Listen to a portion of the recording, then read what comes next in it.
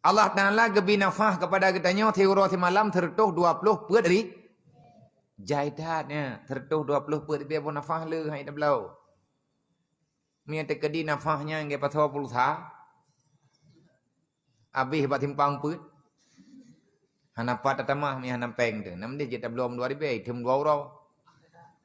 Ada pun item 2 minit. Hanapat tamah. Allah Ta'ala geberi tanya percuma. Yang nafah yang tanya tariknya nyempri geberi Allah. Gebiliang li malaikat. Baik fikir hana biliang. Ati hana tabiliang li katanya malaikat gehetong. Nah malaikat sajian katanya. Yang tugas gaknyen gebiliang nafah tu.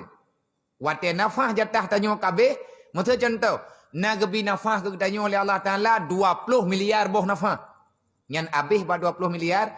Truk ba angka 20 miliar. Nyan nafah tanya kabeh. Berarti tanya mati payah wab Allah. Payah lup lang kubu.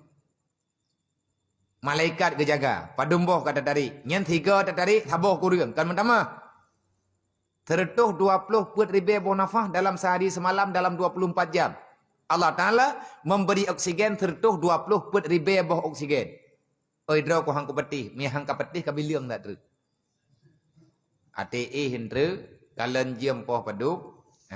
Pakat ngon-ngon. Tidro biliang. Ya benua tho biliang.